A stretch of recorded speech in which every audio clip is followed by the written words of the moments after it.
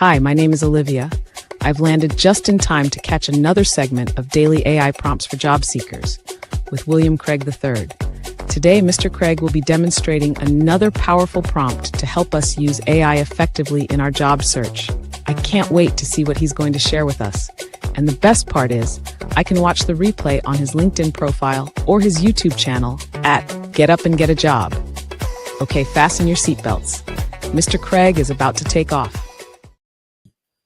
All righty. Thank you so much, Olivia, and welcome back to those of you who have been following the series, either in person or by watching the replays.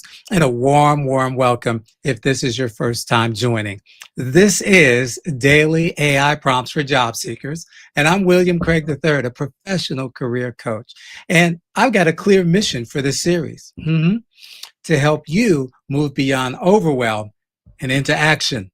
You see, fact is, there are folks out there, they put out resources with hundreds of AI prompts, and they're well-meaning, but too many prompts can actually be paralyzing.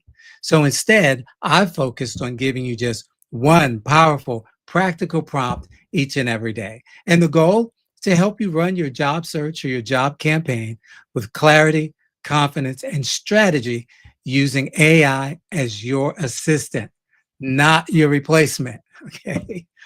From the very beginning, I've laid a foundation for using these AI tools to save time, uncover hidden opportunities, and even improve all of the steps of your job search, whether you're unemployed, underemployed, or just unhappily employed. And today, as always, we're going to be building on that momentum. So if you've missed any of the segments, worry not. Feel free to visit my LinkedIn profile where you can watch the replays, and that's William W. Craig III, or you can subscribe to my YouTube channel. It's called Get Up and Get a Job. That way, you'll get notifications of everything that we're going to be doing as we go live. All righty, so here, let me close out a couple of things, change that, and exit out of that, and pull over my ChatGPT. But before I do the ChatGPT, let me say hello to some folks who are saying hello to me. Good afternoon from Dawn Lewis. Glad that you're here. Dawn, also Daniel Velez. Good afternoon. Good afternoon. So glad you're here as we move into the fall season, huh? Oh my goodness. Are you ready? Are you ready for fall? Look, we've been spending time helping to up your game as a subject matter expert. And I know yesterday we took it to another level once again because we introduced software called Notion AI. That's right, Notion AI. And we showed you how you can use Notion to create a dashboard to help manage projects and collaborate across departments and show those managers that that you're working with, or the ones you want to work with, that, hey, I got real value. I'm bringing it. Okay. And today we're going to take you through one more. And this time we're not going to be as, I don't want to say difficult, but let me just say this. I think this is important. You got to be willing to learn. You got to be a forever learner. And this idea that you can't learn anything else is hogwash. All right. I know we've become so lazy because of these things, these computers that act like phones. But guess what? They act like recorders. They act like note takers. They act like research assistants. When you add the right software, they can do so much. And so we don't remember phone numbers anymore. When we were growing up, we remembered phone numbers. We knew mom's phone number at work. We knew dad's phone number at work. We knew our cousin's phone number. We knew our friends' phone numbers. We knew the phone number to the school. I mean, come on, think about that.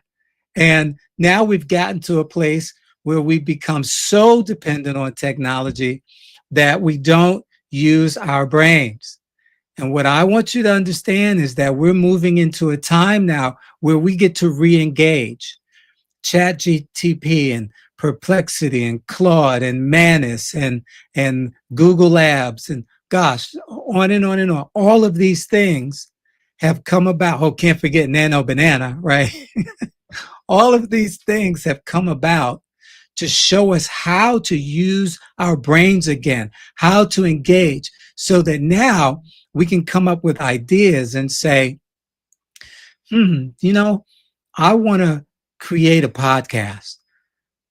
So what do? Yeah, you could go straight to YouTube, but you go here and you download your ChatGPT or whatever tool you want to use. And then you talk to it and you say, hey, I want to create a podcast around the subject matter of XYZ. And I've got 20 years of experience doing XYZ, but I've never thought about how I might share that information with others. What are the top 3 things that I need to really understand to launch a podcast? Number 2, what's some of the free software that's available? Yes, I like free software that's available to help me launch my podcast. And then what are some of the most important things that I need to remember? And by the way, I'll need help with creating scripts and storylines. Although it's about XYZ, what are the different ways we could approach XYZ to make it interesting based on what people are looking for today? Boom. Can it be any simpler, y'all? Okay. All right. Really. And today, here, let me just pop this up because I'm talking like we got all day. Today, what we're going to be looking at is creating a stakeholder map for a company-wide initiative. Doesn't matter what the company-wide initiative is. Maybe the company is talking about doing greater community service in 2026 because of all the people that have been affected by the shutdowns and all of the buzz on the news, et cetera, about for example, I heard this morning, there new food banks are opening, churches, mosques, synagogues. They're creating food banks to help people in their communities because so many people now are not sure how they're going to be able to juggle all of the bills and the food and the car notes and the mortgage, et cetera. And even some state governments are providing assistance. And there are venues that are allowing you, for example, I believe in Maryland, you can ride certain transportation facilities using your government ID if you're a displaced government worker, and on and on and on and on. So maybe you're working for a company, or maybe, hey, you're looking to work for a company that says they're socially responsible, and you want to create a company-wide initiative that shows how we're going to provide greater, whatever the idea is, for impact, to impact those who have been impacted, to serve those who have been impacted by the government shutdown. And so it'll list roles, influence level, and preferred communication style. So let's take a look. And I shared all of that background because I need you to understand this isn't just for people who are already working. If you're not working, one of the things to help you stand out is to showing your value add, that you're not just somebody with, oh, I've got X number of years of experience and I'm passionate about XYZ. No, that's not going to get you hired today. That might have gotten you hired 15 or 20 years ago. But today, there are going to be other people applying for that same job, and these people are going to have stats. They're going to show numbers. They're going to have their star stories. Tell me about a situation, and then even if the question isn't a behavioral, they'll turn it into one. They'll say, that really reminds me of a time when I worked at XYZ company, and we were tasked with doing ABC, yada, yada, yada. Okay? And so, again, why do you want to work here? What makes XYZ company a great fit for you? Or tell me about yourself. And then you can say, well, I really believe that XYZ company is a great fit for me, not only because of my years of experience and my passion for the work, but in looking at the last quarterly report, I see that one of the big initiatives for 2026 is ABC. And in fact, I've already created a stakeholder map showing how I would approach that. Now, I'm not here to share that today. Certainly on my first day on the job, I'd be happy to. But I want you to know that hiring me would be a value add for more reasons than one, not just for doing the specific work that you do. Are you hearing what I'm saying out there? Okay.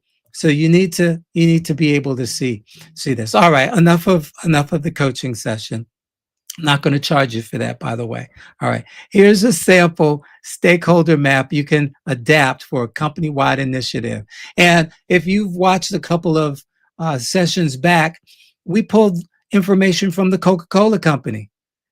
And we use that as our example. And again, whether you work for Coca-Cola or you want to work for Coca-Cola, you can use that information. So here we go. For example, here, a digital transformation or a new HR system or a new policy rollout, or as I said, something that has to do with impacting the community, because so many companies now are brandishing the fact that they are community conscious. They want to provide help to the community. They want to be the neighborhood good guys, if you will.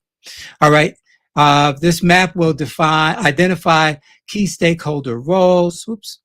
Key stakeholder roles, their influence level, and their preferred communication style to guide engagement strategy. And if you were with me a few weeks back, you know that we went in and took a look at some LinkedIn profiles that gave us, using our free DISC assessment, remember that? It gave us the strategy for how to talk to specific individuals within a company. All right, you got to watch the replays for that.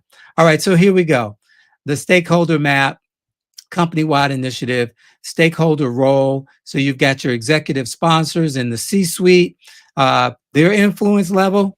Oh yeah, it's high up there.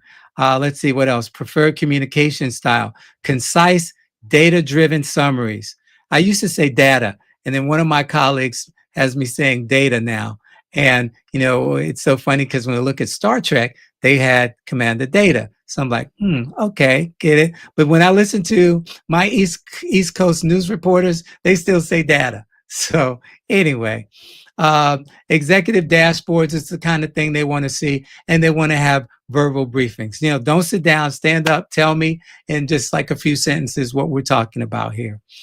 Schedule monthly executive updates with KPIs and risk reports is how you would engage them. And by the way, you see the little symbol here, which, see that? You can copy this table, put it in a Word doc, if you will, print it out, put it in a presentation, PowerPoint or Google Slides, whatever you use. Gamma, doesn't matter. Yes, Gamma, that's another AI program specifically for presentations. Okay, so your department heads and VPs, yes, their input is high. They want strategic discussions. They need email summaries. They need short working sessions. They want to work through the details. They want to really get an understanding of this, because in many cases, they're going to be the ones that are going to host those information sessions with the C-suite folks. Bi-weekly alignment meetings focus on impact to their teams and the ROI. So, we're already dealing with a shortage of personnel here. How is this going to affect us? Who are we going to need to do this? What's going to be the return on the investment? If I do give you Sally or John for, a half hour a week on a Monday or whatever, what am I going to get in return? And so then the project steering committee, again, high impact as far as their feedback or influence. That's the big word I'm trying to find. Collaborative workshops will work well for them. Structured reports, facilitate decision-making sessions, and share status reports before the meetings. They don't want to be caught off guard. They want to know ahead of time how things are going, what we're working on, what direction are we going on, going in. Does it look like we're going to be on time with this? What's the timeline look like, in fact, et cetera, et cetera. Your middle managers or team leaders, medium influence here, because why? Because these people, the project steering committee and the department heads, they're going to be the ones who are actually pushing things through. But they want practical, solution-oriented updates, and they need visuals. They need to see stuff. Okay, you can't just tell them things. Weekly huddles will be very helpful. Provide talking points for cascading messages. So depending upon what the communication style is at the organization, we might add these on to other things as we're talking about initiatives across the boards. And again, these are things that can be added to a dashboard. Functional specialists, the subject matter experts, medium influence, but here we go. They're the ones that are going to pull the technical documentation. They're going to make sure that all of the I's are dotted and the T's are crossed. And FAQs, chat or Teams threads. So we're going to be heavily involved in communicating with them as it relates to the details of the information. Now we're diving even deeper, and then engage them in design sessions, include pilot testing. And then your frontline employees and end users, bottom line is they're going to do what they're told. But we do want to give them an understanding. That's one of the areas that I feel corporate America really needs help with, is the whys.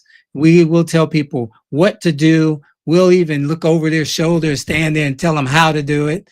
But we don't help them understand why they're doing it. So you want to provide clear, visual, jargon-free videos, infographics.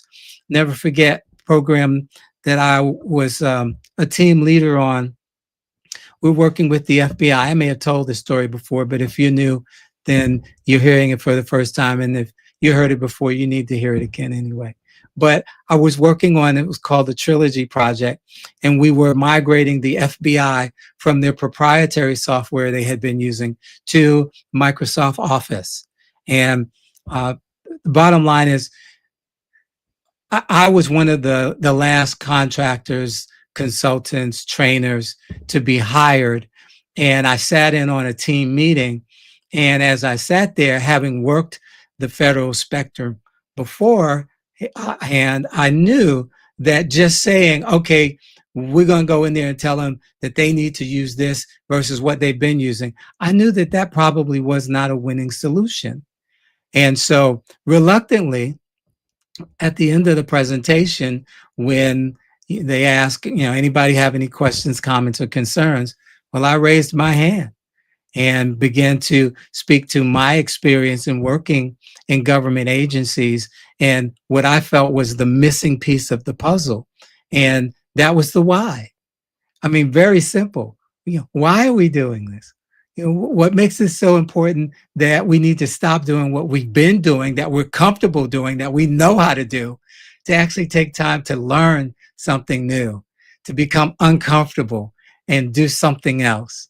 And because of that one question, I was made a team leader and given a team to work with, and we were tasked with coming up with a proposal. And initially, we wanted to call ourselves the marketing team. Well, that was part of my background as well. But because we were in a different climate, it was shared with us that we should be called the pre-education team.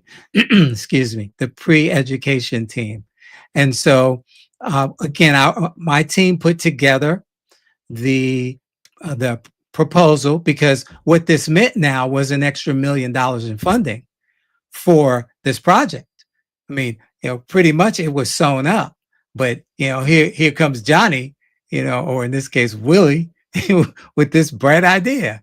And so it's like, okay, you put together the proposal and show these folks why this makes sense. And sure enough, we created our proposal, and I got to present on the real FBI stage down at Quantico. If you've seen the movie Silence of the Lambs, that's where Jodie Foster goes and she gets her FBI certification. And I got to present on that very stage to the upper echelon in the FBI and made our case for why we should have extra money to create the pre-education team. And You know, the only reason I'm telling this story is because it worked, and we we got the money, and we were dispersed across the country. We divvied up the country amongst the team, and each one of us went out to different FBI locations, some of which I can't even tell you because I was told you were never here. This place doesn't exist, and I said, "Sir, yes, sir." Okay, but so again, this long story. Why? Because it's so important that people understand the whys. And once they understood the whys, we didn't get that pushback that is normal in situations like this and projects like this. And it was a huge success. And just several weeks ago, I sent an email, I think, no, it was a text message to a buddy of mine who was he was one of the deputy um, project managers for that project because there was something that took place and the FBI was touting how they were able to collaborate with law enforcement in another state. And I sent him a text message and I said, kudos to us. Because of us, this happened today. And so anyway, gives me a warm and fuzzy feeling to this day. But with your frontline employees, you're going to have, in this case, intranet posts. And we did things like we did inserts into their paychecks because back then folks were still getting their checks via envelope, they're mailed or handed out, what have you. And so I was a ghostwriter for the FBI director at the time, explaining to them that this new program was going to be coming down the pike and they needed to sign up for the various trainings. And so we got intranet posts, we got town halls, we got Q&A forums, et cetera. And then, of course, the HR folks, interactive workshops, story-based messaging, help them be partners for change management and helping us with the training rollout, if that's even necessary.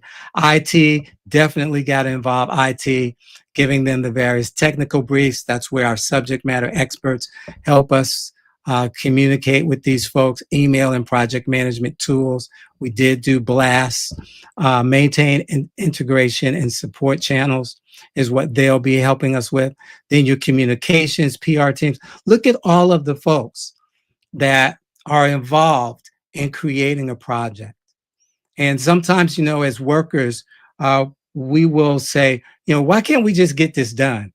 Well, unfortunately, these are the layers which become silos in many cases. So this team doesn't talk to this team, right? Don't share information with them unless you get approval from me.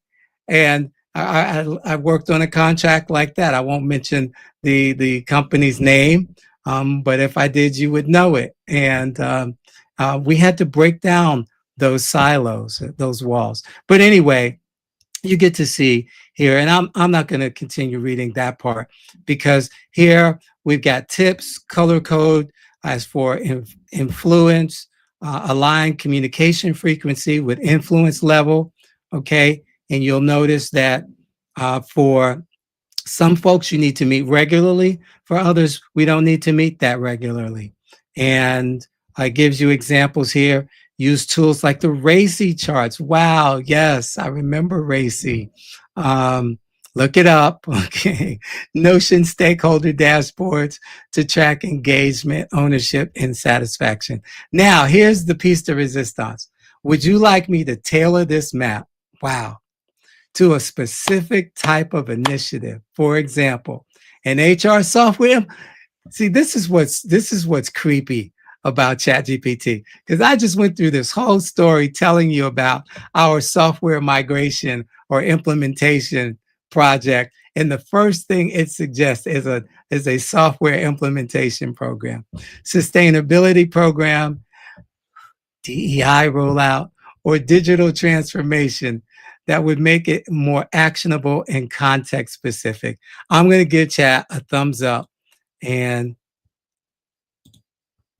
what's going on here? Good response. Why is it not recognizing? Okay. Use Figma for this test or no?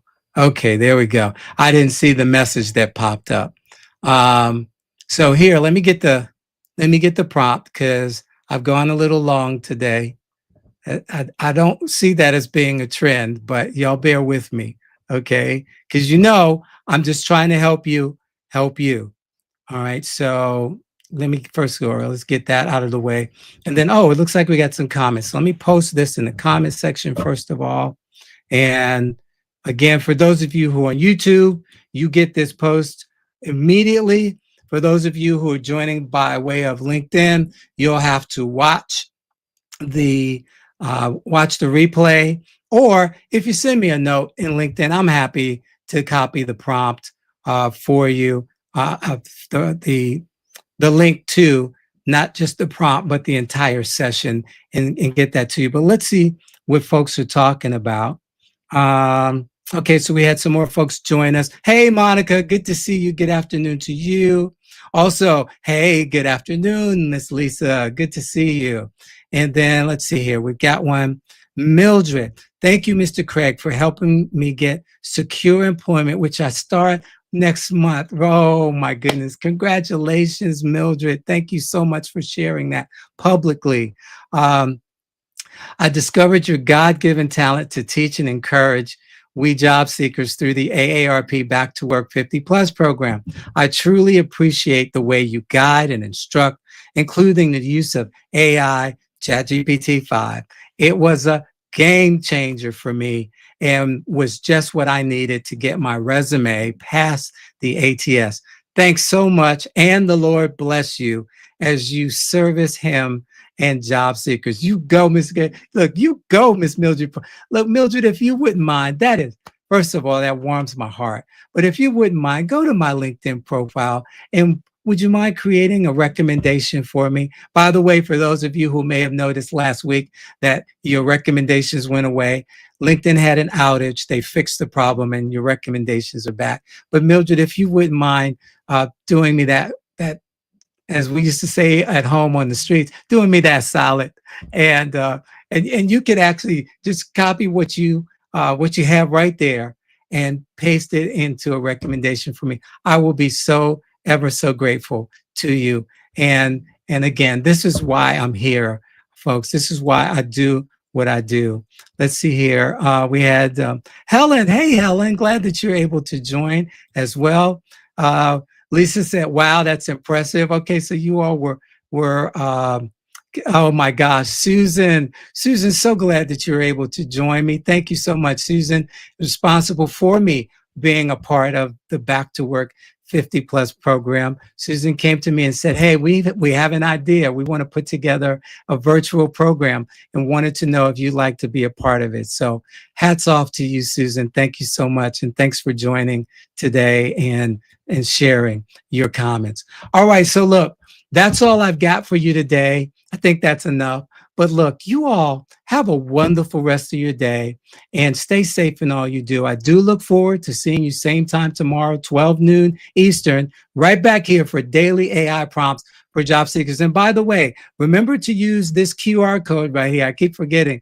The QR code will take you to a free ebook entitled The Top 3 Things Employers Expect You to Know but Won't Tell You. If it's not for you, get it for a friend. There's no cost. Get it for a friend and send it to them and help enlighten them. And by all means, tell them how to get a hold of this information, Daily AI Prompts for Job Seekers with William Craig III. Go to my YouTube channel, Get Up and Get a Job, and subscribe there. And you'll see some improvements coming to that channel too. We got a lot of good stuff in the works. Didn't know we would get to 18 weeks so quickly, but we have, and I thank you. So again, have a wonderful rest of your day. God bless everybody. Bye-bye for now.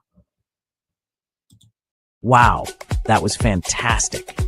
I haven't been this excited to learn about something since I left basketball. Anyway, Mr. Craig did another great job of sharing an AI prompt that anyone can use in their job search. Be sure to join him every day, Monday through Friday at noon Eastern, on his LinkedIn profile or his YouTube channel called Get Up and Get a Job. You can watch the replays there as well. And while you're at it, share this information with someone you know who wants or needs a new job. I've got to run. My team needs me. But keep up the great work, Mr. Craig. You're providing a great service for the community.